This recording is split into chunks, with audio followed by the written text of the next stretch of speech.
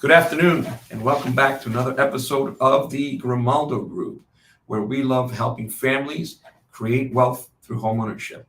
And today, your host is Angel Ramos, and with me is the one and only Juan Grimaldo, the founder and owner of the Grimaldo Group.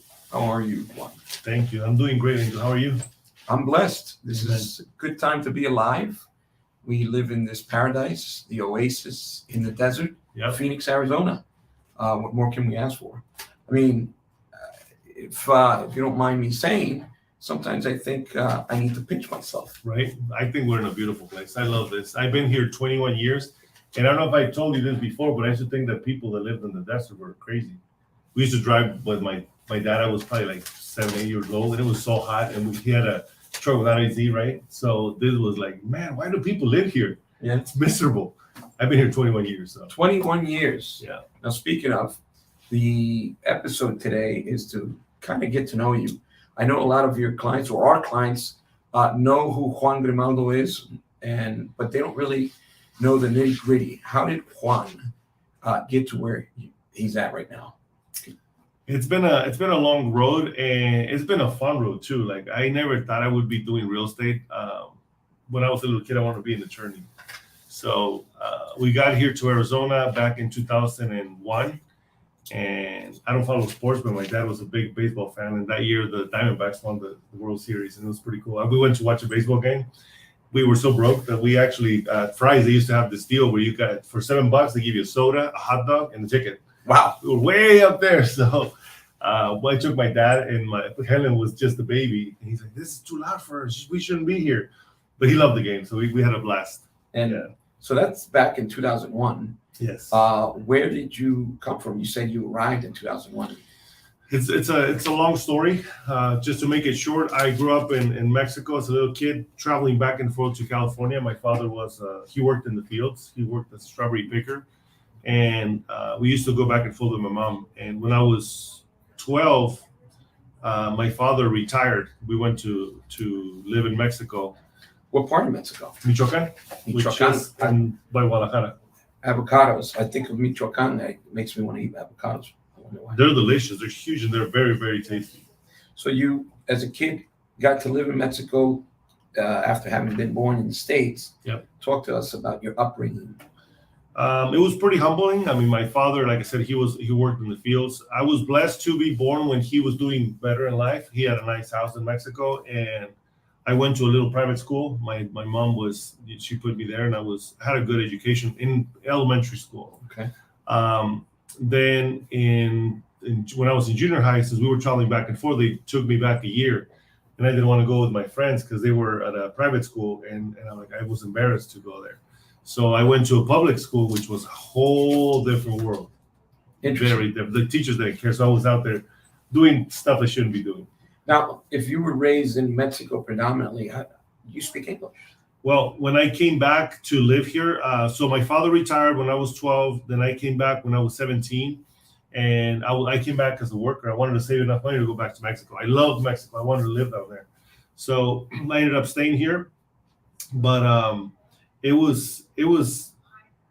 took me a while because when I got here, it was very melancholic about Mexico. So what I did is I turned off all the music and everything and every memory from Mexico so that I can just live here because I wanted to go back ASAP. So you're homesick practically. Exactly. So what I did my English wasn't great. So, and it's not perfect, but what I did is I started to listening to talk radio in English, to English music, and started hanging out with people that spoke English so that I can pick it up better. And I did. So you were intentional.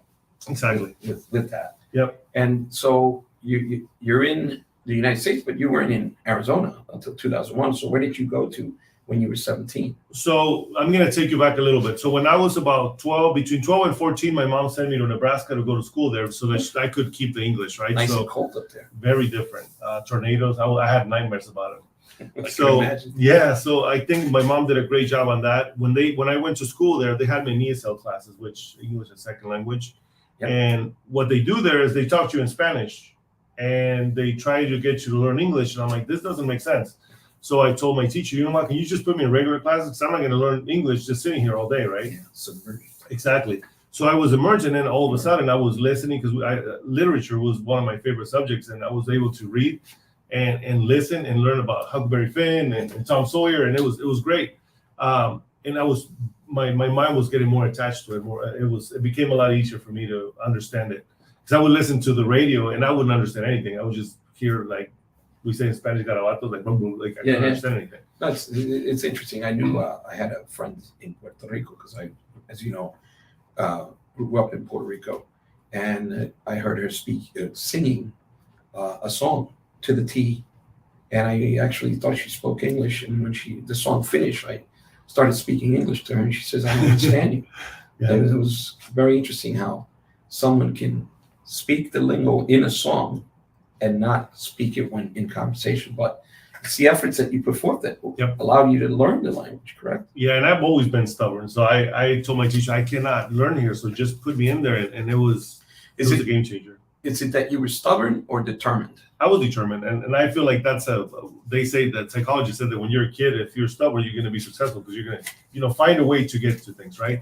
And I think determination is the right word. So fast forwarding, you went through that process. Now you become of age, and then you come to Arizona. How is it that you became who you are today? Okay, so it's a long, like I said, I'll go back to, I came to the States when I was 17. I took a job working at a warehouse. I was telling Helen, my daughter, the other day that showed me how to be organized in the sense when you do work, you see a mess here, but when I leave everything in order. And I used to work on the shipping department, delivery. So I used to get the pallets with all the stuff. I would put away the merchandise. I would clean everything up. So that was my first job. In California. So then from there, when I was about to get married, I moved to Nebraska. I wanted to get away from the environment because I was not hanging out with the right crowd. I have a lot of beautiful friends that unfortunately were making bad decisions. So I decided to get away from that. So I moved to Nebraska, got a great job. And then as I was living there, I visited Mexico, met my wife. And you say great job. What was it? I was a supervisor at a factory. Okay. And I was talking to the girls earlier with the team and talking about how, if you're determined, you work hard. I was 18 years old. I was working at this place. And 6 months later, they called me to the office with the owner. Mm-hmm. I thought I was getting fired. And they promoted me. So it was a pretty, I feel good about it, but I was just, going at it. I was determined, right? So then I go to Mexico, meet my wife, we get married. I have nothing, guys. I was so broke. I mean, it was interesting. And my brother and my family helped me for the wedding. We got married, came to the States, and we lived in Nebraska for about 3 months. It was about 2 feet of snow. Wow. And she came from a big city in Mexico, and we got to Nebraska. She's like, I thought the States was a little bit different than this. So, well, it's like the movies, Exactly. You see those beautiful homes, and there's money just laying around on the street. But yeah. So then after the 3 months, is that when you came to Arizona? Yeah. So my best friend lived here at the time, and I told my wife, you know what? If you don't love it here, let's just move. We don't have anything yet. We're starting. Let's just move. Arizona seems like a good place to live in because my brother's there, my friends are there, and they're thriving. They're doing great. So we packed up and left. And I kid you not, we got here with enough money to get a hot dog. Wow. And I was I talking about a honeymoon. Yes. It was. Did you have a honeymoon? We did, and it was thanks to my brother-in-law, who's my godfather. I was raised Catholic, so he was my godfather. I call him Padrino still. Okay. And he paid for a honeymoon, and it was pretty cool. Now, just a little bit that we've spoken about your background. I see a strong work ethic mentality, and where did you get that from? My father. I mean, he even up to the day he retired, he would get up at 5 a.m, fix his coffee, go feed his animals. He had a little farm, and then he had a little call it parcela where he would plant corn and every single thing that would be of the season because in Mexico they didn't have irrigation. Mm-hmm. So he would plant, and he was working all the time, every day, no matter what, even at home or. So that gives you that drive that you have. You think? Yeah, I think he had a saying like in the morning is get up. Laziness doesn't have an end. You got to, as soon as you wake up, you get up. Don't even think about it. And he says, if anything's going to get done, you got to do it now. So in other words, you got to get out of your comfort zone in order to be productive is what I'm understanding. Right? Yes. And honestly, I feel that we are in a good position because my father, when he was 18 years old, he had to leave Mexico to come and work to the States. He had to pick 2,000 kilos of cotton to get a permit to get across the U.S. Wow. 2,000 kilos, which is 4,400 pounds. That's quite a bit. And when he told me that, I mean, when he was 5 years old, my grandpa used to load up a mule and say, hey, go sell the wood down. They lived up in a mountain. Do you see changes of the work ethic mentality of back in the day to today's society? I think so. And I feel like it's something that we have to get accustomed to, because for us, that we were raised in that kind of environment, we feel like everybody has to work hard, right? Like everybody has to be determined, and we don't see that. I think that's where the thought process on seeing success, is it going to be developed on its own, or does it require the person to make that decision? What is it that they have to do? Do they bring down the targets or the goals they have in mind so they can reach out to them, or leave the target where it needs to be and find ways to reach the target? You have to increase your efforts. I mean, there's no way around that. I mean, my father never went to school, not even one day. And the guy knew how to do math. Like he had people working for him in California in the fields. And back then he was making $15,000 a week in the 80s. So that I see this. Remember, no guts, no glory. Yeah. So if you don't feed the machine and stay hungry, you won't succeed as much as you can. Yep. Correct? 100%. Now, so you arrive to Phoenix, Arizona, and you begin to live here. At what point did you get involved with real estate? So I came to Arizona as an electrician, which I don't have a bone or a hair that it's technical in my body, and I know you can relate with that, right? Our wife gives us a few lectures about that. But anyways, so I did that because my family was doing that, and I told my wife, we live in bubbles, right? The people we are the 5 people we hang out with, and this is proof. Mm-hmm. When we lived let me go back. So my father lived in California. Everybody was strawberry pickers, and it was the families that we hung out with, con mi compadre Lupita. They used to live over there, and then they moved to Nebraska because there was a slaughter plant that paid good. Okay. And then from there they went to Alaska, wow. And then a lot of them are now here, right? And some of them became truck drivers. I was a truck driver too. So we became our surroundings. So when I came here, I took a job as an electrician. I hated it with a passion. I used to not even want to get up in the morning. And yet I had to provide for my wife. So that was a stepping stone. Oh my God. So because sometimes you have to do things because you have to do I had to do them. All right. But it doesn't mean that it's the end all. No. It's a way, it's a means to where right. you want to get to. I need to survive and I have to do something, right? So then I left that. I was going to join the military. I didn't, thank God, because it was right before the Gulf War. Mm-hmm. And then I got a job at a dollar store. And that was my first introduction to a retail store. I never worked in a store before. And I actually begged the owner or the manager to give me a job. I said, dude, I got a family. I need a job and I need to make more money. So the guy gave me a job. I was working from 6 p.m. till 6 a.m. Actually 2 p.m. to 2 a.m. every single day. And that's when my 2 daughters were born. They were very great, amazing people. They helped me throughout. And I developed a little bit. And then I left that job to go to a different place to become a manager at an Albertson store. Wow. And then as I was there, the manager, I think I mentioned this before to you guys, that guy, the manager of that store changed my life. I was very negative and I was like kind of bitter, like I would look at people and be like, why do they look at me different? Like I had that mentality that I'm a Hispanic, I'm Mexican, and people look at me differently. Mm-hmm. But it was just me, right? A negative mindset. Exactly. So this guy, I would say, good morning, how are you? Terrific. What's wrong with this guy, right? You typically want to be amazed when people are negative, but to me, it was the opposite way. Like, why is this guy so happy all the time? Yeah. And that helped me change just by saying that. And I don't know if you heard me, how are you? Terrific. Yes. No matter how I feel terrific, right? And that just changes the way I feel. So I worked there. I saw things were changing and I saw that something was coming. So next door, there was a rental center and I went and applied there and they gave me a job. And as soon as I left, like 2 months later, they closed the store. Wow. So it was crazy. Then I was there for about 3 years. I learned how to do sales. I learned how to door knock because people, it's basically you rent furniture. They don't pay, you go collect it, right? And it was interesting. So I had that job. As I had that job, I worked at I became assistant manager. And at one point I was making a deposit and I talked to the bank manager. Mm-hmm. And he's like, Juan, we're looking for people. And I says, really, I like to work at a bank. That'd be cool, right? I have There's air conditioning. right. Yeah. It's indoors. You don't have to go knock on people's doors when they're upset, giving you their couches or mattresses. But anyways, he says, go downtown and tell them that I sent you and see what happens. Yeah. I went downtown to the Chase Tower. It was Bank One at the time, and they got me a job.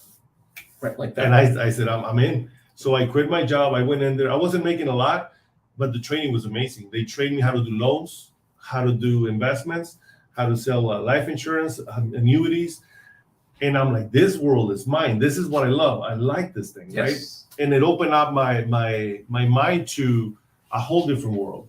So I was training there for three months with people from New York, which again, sales, like I think it was in me. So the change in scenario, the environment in which you were being developed before changed, therefore you're changing. My mentality completely changed. I felt like this is where I belong. So I learned that. I worked at a bank. I wasn't making as much. So we went to open accounts at a construction job. But you saw the value in where it could take you. Yep. It's not always about money. Mm-mm. It's what the process can provide you. Exactly. Right? Yep. So that opened up my eyes to that. So when I left the bank to work at a construction job site, because they were paying me double the money. And at that point, my priority was my family. Yeah. So we had my girls, they were growing, and we needed more money. So when I left, the lender who helped me purchase my first home reached out to me. Juan, I noticed you left the bank. Do you still want to do loans? And I said, of course. So when I met with him, he told me what it entailed. And I'm like, dude, I'm sold. Where do I start?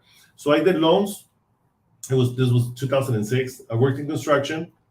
And then 2007, things changed, right? Yeah. 2008, the market crashes. But in 2007, I got my license to real estate. You came in right when the fire was on.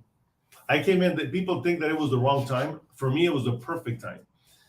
I went through hell and back, with the recession. I lived it.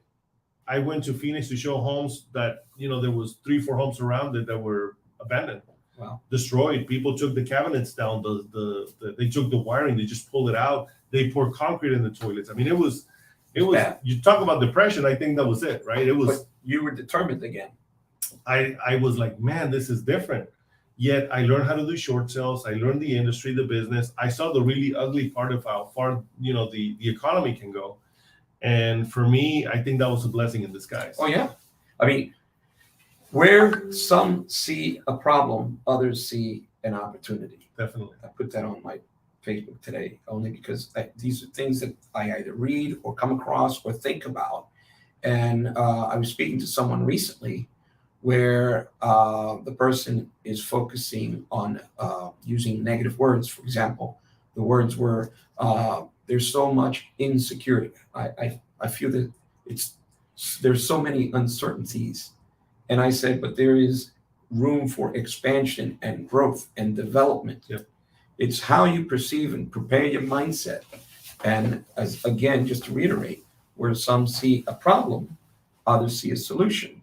I mean, the creator of the phone or electricity or the everything that we use, that we love to enjoy, someone saw a need, which is in fact the problem, right? When there were no cars, how would we get to here in San Diego? It would certainly take more than 5 hours. Yep. But someone saw a need. And I think you saw that. You saw a need in this crisis in the housing environment, and you developed yourself. Now, fast forwarding, this trial by fire, so to speak, has brought you to have this business, successful business, and it continues to grow. Right. How did you go from when you started as a real estate agent back in the fire, so to speak, to now? And I feel like it's a learning process, yet there's ways to fast forward, like you mentioned, right? I wish I would have had the information that I'm sharing with you guys and the team now back then, so that I didn't have to go through all that. I had to go through years and years and years of learning how to do things wrong to fix them, to the point where, like, man, there's a freaking wheel already out there. I could have just used it or duplicated it or just copied it. And to me, I mean, I'm grateful because I'm here because of the things that I've done, right? Yeah. If I wouldn't have gone through that process, I wouldn't realize it. Now, is it going to click on everybody? No, I can tell everybody, like my daughter or the team members, hey, don't do this, do that. But until they experience it and it clicks on them, and we talk about this all the time, right? Yeah. And so the turning point with yourself was the opportunity. Had that individual not called you and say, I noticed you're not working at the bank anymore. He changed my life. So you see how that one phone call, sometimes we're compelled, I would say, to call somebody, to provide a piece of information, to kind of, you feel that gut feeling, I need to talk to this individual. I need to give them some piece of information that can help them. Yep. But we say, I don't want to sound too pushy. Yeah. Or maybe it's going to just make me look like I'm pushy. I had a conversation this morning about that with a client, and she's hesitant to purchase now, right? And I said, you know what? I think this is the best time. I mean, when is the best time? Yeah. And I gave her several reasons. And one of them is I met so many people that have gone to the retirement age that don't have anything, Angel. And it breaks my heart because they can start investing when they're young. Yeah. So that by the time they retire, they have an excess amount of funds that are receiving, not just only depending on the government, because the government's going to give you the bare minimum. Yeah. So most people don't see that. And so when I'm calling you guys, if I ever give you a call, it's not to sell you, it's to help you. And that's our goal. Amen. We're not here to sell people on anything. I mean, a house, you need a place to live, first of all. And a lot of people need places to live. And some people will pay their mortgage and some people will pay for your mortgage. If you want to be part of that, it's very easy to do it. You just have to have the right information. I used to think you need a lot of money to get into business or to get into anything. For example, our business, you don't need money. You just need to go at it, right? You need to be aggressive and go and try to help as many people as possible. Mm-hmm. But it just takes determination and it takes a decision to say, you know what, I'm going to help other people. Now I have someone in mind that doesn't have a home and is in retirement age and is having difficulty with living conditions. Yes. They don't live in this state. They live in the beautiful state of California, which is even tougher. Yes, tougher. So this individual that I have in mind could have purchased a home 30, 35 years ago. Okay. Right. But the fear factor steps in and limits them to reach out and create wealth, long-term wealth for themselves. Yep. And so we always find it's easy to find excuses and reasons not to. Or the person that's going to tell you not to do this thing because they did it and didn't work out. So basically what the client told me is that her lender that did her loan before told her not to buy. She's like, I'm an example. I sold my house last year. I haven't been able to purchase a home. Yeah. Well, how many people have we gotten to contracts this last few months, this last few weeks, right? We're getting business done. If you're not getting somebody to help you the right way, is because they're not the right person, right? And again, go ahead. Interest rates is a common conversation piece, if you will. And I keep going back to this individual 30, 35 years ago. What were the interest rates? Yeah. When this person was concerned about buying and continued to pay rent to this day, but they have to keep going and finding a new location and bouncing around throughout the years because rent keeps going up. The salary can't keep up. Had this individual purchased their home back 30 years when they were able to, right now it would most likely be paid off. Right. Or they could have downsized and gotten equity and purchased a smaller home for their retirement years and lived a more happy life, if you will. Definitely. You know what I'm saying? But with that, some people say, Angel, money isn't everything. I understand that. But deep down inside, they would like to have a steak dinner at least once a month. Yeah. Well, you need money to pay your mortgage, right? You need money to pay your electricity. You need money to wear shoes. Money is a necessary item. And like it or not, you need it. Now, having mentioned money, I noticed, and I know this firsthand, with your business, how have you created this business? I've seen it where you share the wealth. What can you talk to me about sharing the wealth? And what I'm getting at is you develop your people, the workforce that you have, and it continues to grow. How many agents are in the team now? There's 10 agents. 10 agents.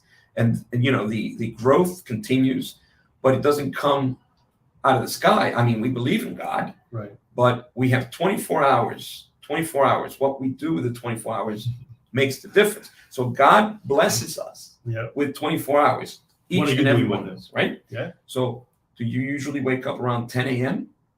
Around 4 or 5 in the morning. Like today I got up late. I was up at 5:45 because we went to San Diego and I was a little tired. But But sharing wealth, is that an important factor? It's huge. I mean, like what God gave me. I mean, I feel like we call it talents, right? With in our world with God. So God gave me a talent that I'm willing to share with everybody, because He gave me this talent not for me to just keep it, and I'm always sharing that. One of them is how you can create a business with them, what we do, and also how can you create wealth with real estate. So we started investing about 4 years ago, and I learned this by being in the business. I used to be just transact, right? Just transact and become a medium to sell houses. You were a solo agent at first. I was by myself, yeah. So back in 2011, I went full time by God kicking me in the butt, saying, "Hey, go to work and do this 100%." And I did it, and He took care of us. Like I went from having 5 jobs to just having one, and making way more than I could ever imagine. And where I was going with this, so I started by myself. And then one of my buddies used to show up to the office to get a job with me or someone, and I offered him a job. He got his license. He's doing great with real estate. And then he became my assistant, and then my showing agent. And then we were generating so much business that I had other agents say, "Can you help me with the deal? Here, can you help me with this?" And they started helping me. And then the team started to grow. Then I got an admin girl that started. I had like 3 because I got afraid. I'm like, am I going to be able to pay the salary? Mm-hmm. So just like any entrepreneur, we think we can make it, and then we get scared, and then we back off. But it got to a point where I got coaching, and they said it's going to work out. Trust the process. Keep at it. And then we had an assistant. Then we had another one. Now we have, I think, 5 girls behind the scenes helping us. So creating leverage is important to you to delegate. It's huge. And build a business. You can only do so much by yourself. And that's one of the things that took me the most. And we were having a meeting this morning, and everybody was having the same problem, right? Well, I'm the one that can do it right. I'm the one that I'm a control freak. We're all control freaks, especially in this kind of industry. Yet I can only do so much, and I cannot serve you the way I can now if I was just me. Like Angel works with us. Go ahead. Mm-hmm. Well, that's an important part. I wanted to expand on that. If you have, and I'm not taking away from someone's efforts in developing themselves, but the difference is when you contract, when you go and do an agreement with a part-time real estate agent who maybe has a full-time job, maybe they could be a pharmacist, a mailman, or something of that nature, and work on a part-time basis as a real estate agent, you have to ask yourself, how is this individual going to give me undivided attention 100%? The difference between working with a group such as the Grimaldo Group is you're not only working with the agent, but you're working with the team. Yeah. So there's a whole support staff that if for any reason I'm not available, someone else will step in and continue the process. And that's something that I wanted to expand on. So yeah, and it's like I said, when I was doing everything by myself, I wore every hat. I cannot be everywhere, right? And I'm not going to be able to pay as much attention by myself than with the staff. Like for example, I focus on the listings. Cecilia helps me on the listing part. Dinora helps us with the marketing portion. You guys are out there helping our buyers, right? So it's beautiful to work in that regard because everybody's focused on their 20% or their main priority, which it's huge because you pay 100% attention to your part. I'm 100% involved in mine, and everything flows. And when I go back to sharing wealth, there is an investment on your part with the team. I mean, we're actually doing a really good training that didn't come very inexpensive. Oh, yeah. It was quite costly. But you're investing. You're not greedy. No. You are providing or sharing that wealth by so many different ways. Do you think that is a way to expand the business? Is that something that you're seeing? What are the results that you're seeing? It made a change in my life, and this is, I always talk about reading books, and I always mention books, and people think I'm crazy, which I think I am, but I love it. I feel like unless you change your mindset, nothing around you is going to change. Let me give you an example. If I was to give anybody $1 million, right? Somebody that just makes minimum wage, that $1 million wouldn't last them too long because in their mind, they're not rich. Exactly. So until you change your mindset and you become wealthy mentally, then you can become wealthy in every aspect of your life because you're going to appreciate the wealth, right? You're going to be able to say, you know what? just because I have this money doesn't mean that I'm going to go and burn it on a car or burn it in a I don't know, a vacation or a boat or something that is, it's a liability. At the moment, you may not see it. It's fun, right? It's great, but it's going to basically burn all your money out, because what are you going to do with that money? You're going to have it for such a little bit of time. Unless you change your mindset when it comes to money, nothing around you is going to change. And I think that's the main priority, the main reason I changed all these trainings with you guys, so that you can understand where we're going and having abundance mindset. Because if not, you can have all the money in the world and lose it, because if you have a scarcity mindset, you're going to try to hold on to it and it's going to disappear. Correct. And I see you throughout the day. You're very energetic. How do you manage your energy? Do you go to the gym? Do you believe in eating well and maintaining health that can keep you focused? I'm not gonna lie, I love food, so sometimes I don't eat the healthiest stuff. Yet I do work out every day, and I try to make it exciting. So Mondays I do my own training. Tuesdays I go to a class. Wednesday I go to spin. Every now and then we go to Taylor Angel. Thursday I try to go to a class. I don't always go. Friday we go to Iowa with my wife. Saturdays I love to go hiking, and Sundays we just do a walk with my wife. We do a. But you're walking every day too. Every day. On top of that. So that because you're very energetic, you're driven, you keep yourself going until around 10 o'clock. Then that's when they give me trouble about that. Sometimes we go out to dinner and it's running late, and then you're having a conversation with Juan, and he starts going like, "It's my time." But you go to my bed. My battery's dead. By 10 o'clock, because you wake up what 4:15, 4:30. Yeah. And it's just go. But this is what allows you to be able to help our clients in getting their goals met. Yep. Right. And I think that most people don't realize, you were saying earlier that we only have 24 hours a day, right? What do we do with them is what's important. So people say, I don't have time. If you get up at 4:15 in the morning, like my phone doesn't stop ringing, and you notice that, right? So if I don't get up at 4:15, by 8 o'clock, my phone starts ringing. So if 4:15 I'm up, nobody can call me. I mean, they could, but they're not up. I'm working out. I'm listening. I'm feeding my mind with positive stuff. So I'm listening. First, I read my Bible verse. Then I read a book. Then I take the training that we take that we're taking right now. And then I make some phone calls. Then we do a script practice and role play, which I'm not in every single day, full disclosure. And then I start making my phone calls. By 10 a.m., 10:30, I'm done. And then I'm open for the world. Now, so you're constantly learning, because as you know, learn to earn is a very important factor. Yes. If you don't learn a trade or something, how are you going to be able to earn and multiply it and pass it on to others? Right. Right. And not only that, like for example, in our business, how are we improving? What are we doing every single day to make sure that we improve our business so that everything runs well for everybody, not just our clients? We love our clients, but we also want to create a good environment for the team, so that the team also feels like they're in a good environment, right? And then now, not only that, how are we doing that for the family? How are we doing that spiritually? Because we have our Bible studies, right? Yes. So there's a lot of things. We volunteer at church on Sundays. I mean, you have to feed every. Well, I guess it's a decision. Yeah. I can easily sit down and watch many seasons of several Netflix series or whatever you call it, and that's a decision. Yep.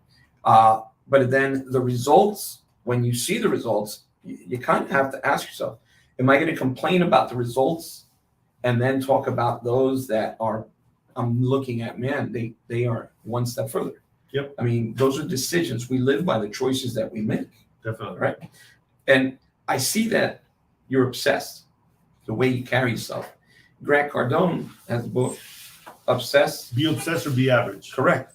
I mean, and that's not taken away from anyone that is going to be categorized as average. Yep. Just some people like that. I want to be average. Yeah, that's fine. As long as you accept it and enjoy it and embrace it, that's fine.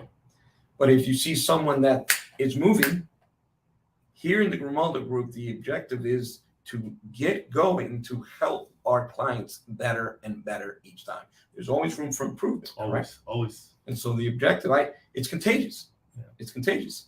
And I hope that by developing the group, we can help even more and more clients, not only in the Phoenix area. We try to reach out, and we work through a network throughout the United States of America to include Puerto Rico. Yes. So if by any chance you are listening to this and you are thinking about selling or buying real estate, not only in Arizona, but California, Texas, Florida, you name it, across the United States, call us. Yep. We have a network. We vet real estate agents. We connect it with proactive real estate agents throughout the country, and we would love to assist you with that endeavor.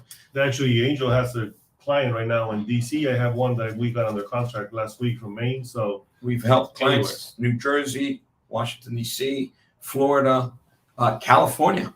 Yep. Trust me, having come from California, I've helped many clients selling their homes and buying new ones here. So we're creating a positive impact for many.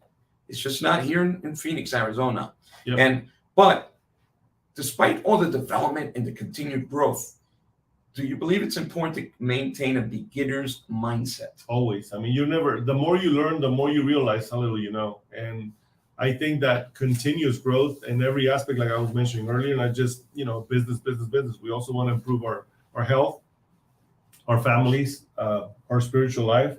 And it's important that you guys, that we always keep an open mentality when it comes to learning, because there's so much. I mean, not too long ago, they thought the earth was square, right? And you would fall off the earth if you went too far. You were actually put in jail if you dare to challenge that.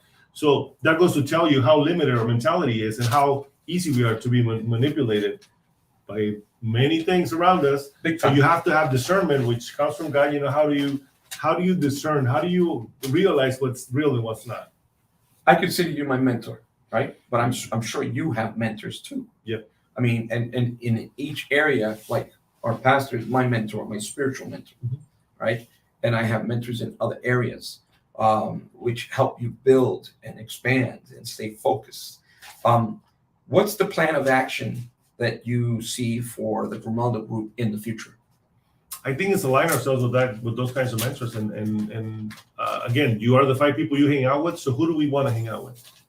Okay. Who do we want to aspire to be? Right. Again, in every aspect. I mean, if you want to be a great bodybuilder, right? Who's your mentor? Who's your coach?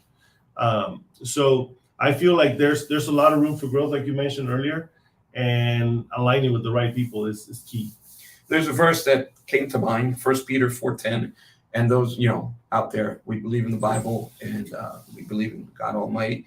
But it came to mind because 1 Peter 4:10, as each has received a gift, use it to serve one another as good stewards of God's varied grace, which we're here in a business. Yep. But if we approach the business with that mindset, we are creating a positive impact for those around us. We love creating an impact and helping families create wealth through home ownership. Yep. And that's the mission, I think, as we develop as a business, but we continue to touch people's lives in many different ways. I mean, I've had clients where they come and tell me, I don't think I can buy. But you're here talking to me, allow me the opportunity. And lo and behold, maybe 3 months, 6 months later, when they have keys to the house, they said, I can't believe this happened. So I feel like I'm sometimes their life coach, but we do this with passion. We have this desire to continue to grow and develop ourselves so we can touch people's lives. And as you talk about the future, do you enjoy the present? Because sometimes people may think, this guy's always thinking about how he can get more, how he can get that. But I see that you also enjoy the present. I think that's key. And we were just, my wife and I went to San Diego this last weekend. Mm-hmm. And we were sitting at a very nice restaurant by the ocean, having a beautiful dinner. And I told her, you know what? I know we've been working so hard. I've been working so hard, and I know I miss you. I miss the girls sometimes because I'm always working. Yet it was worth it because we're able to enjoy the fruits of our labor, and we're not done yet. I mean, we're in the moment where this is where we're at, and there's more to come. But right now, this moment, we're enjoying life, and we're going to continue to do that every single day because the only time you have is today. And right here, tomorrow, who knows if it's going to be here? Yesterday, it's gone. Yeah, I remember my father would always say, son, work and develop yourself as you were never going to die. Amen. Dream and have vision. That was one word that he used a lot, at least with me. I don't know about my other siblings, but I remember that. Have vision for the future. grow, expand, develop. Yeah. But be prepared with God Almighty if you were going to pass away today. Yeah. Okay. Because you never know. That's a good question to ask yourself, right? Like, okay, so if I die today, do I feel like I reached my potential? If I die today, what is people in first of all, my family, what are they going to say about me? The legacy. Did I deliver? Yeah. Right.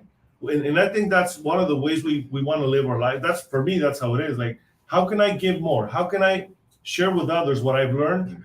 What value can I add to people? When I die, I'm not taking anything, right? And so this becomes kind of like a game. Okay, what other good can I do today?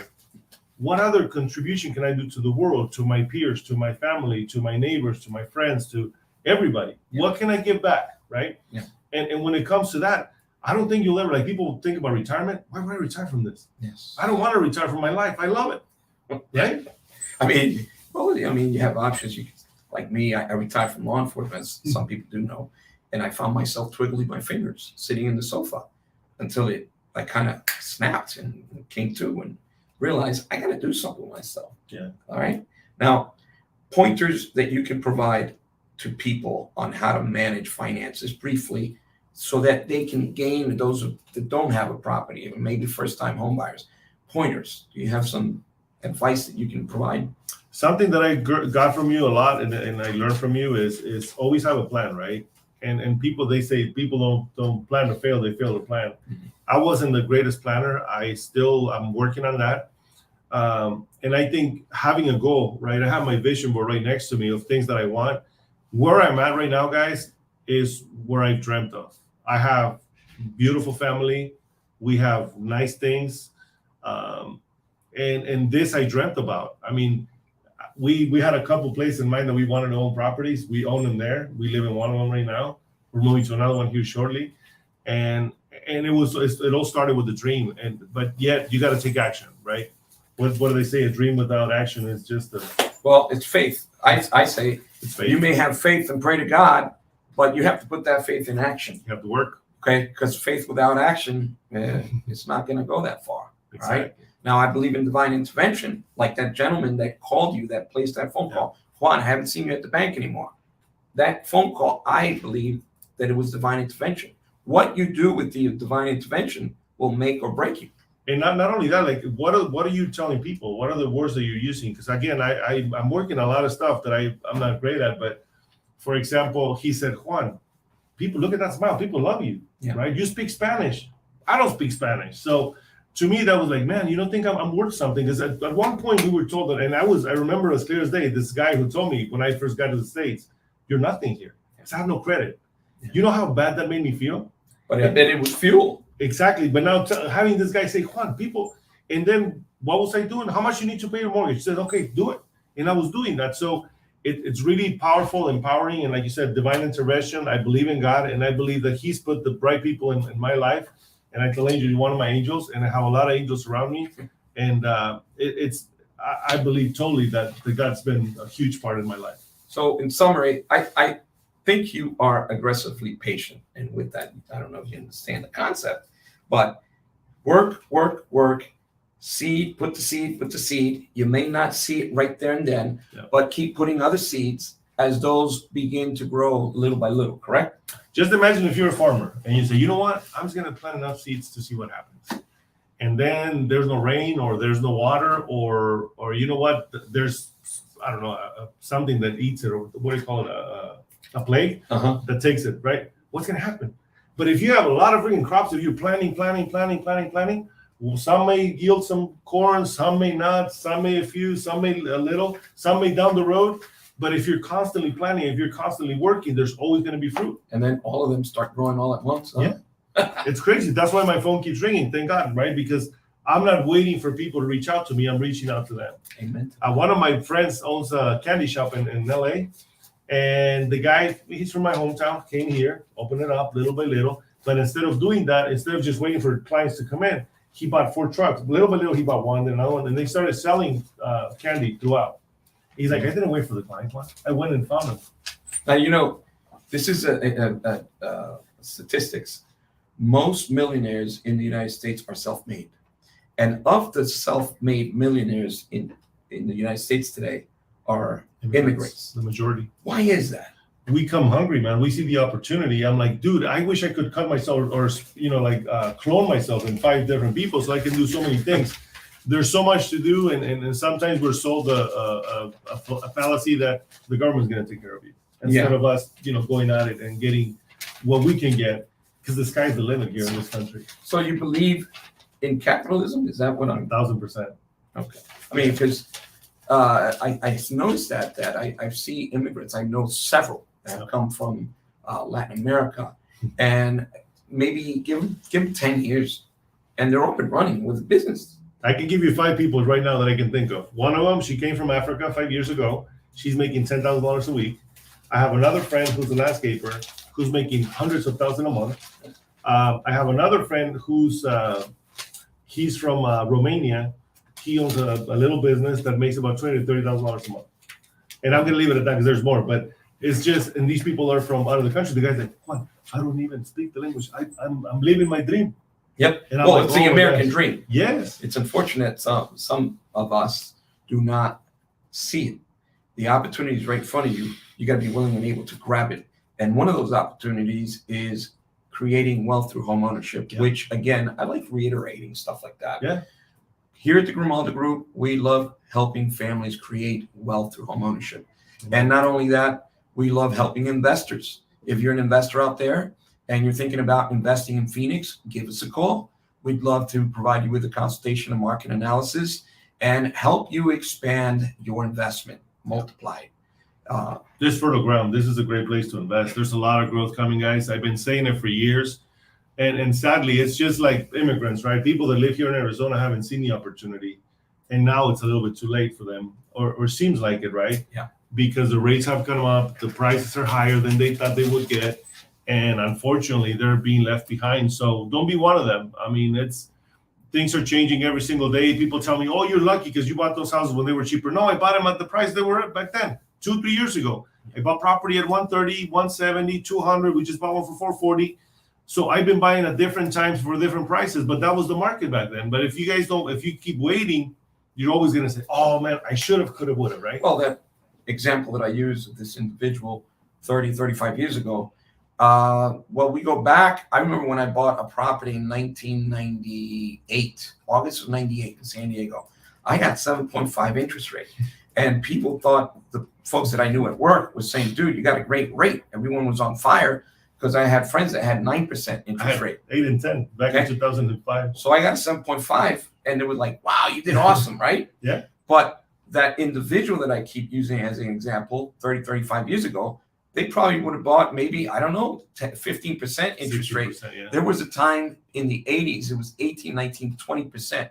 Somehow the real estate market continues because people need to live somewhere. You're either going to pay rent and pay your landlord's mortgage, right? It's not going to work in your favor. So if you look at yourself 30 years in the future, where is rent going to take you? To a place where you continue to pay rent. Yeah. Whereas buying and becoming a homeowner will definitely, in the long run, create wealth. Even if you buy. Let me say this. In 18, I had a house in San Diego. I had 3.25 interest rate. But I decided upon retiring, I was going to move to Phoenix. And we bought a brand spanking new house, which my wife picked out. She loves it. And I do too. Yeah. And so when it came time to close escrow, the house is completed, the rates went up. I ended up with a 4.6. Now I needed a house, right? Was I going to walk away from this beautiful dream? You got to be on fire for chasing after your dreams. Yeah. And I was determined. It just makes these changes inside of you that you will find a way. Where there's a will, there's a way. And we were able to successfully close at 4.6. But I didn't stay there. I just didn't accept the fact that this will be what I'm going to have for the remaining portion. Keep the target high, find ways so you can expand. I got my license, real estate. I began to develop myself. And of course, now I have 2.8. Rates went down.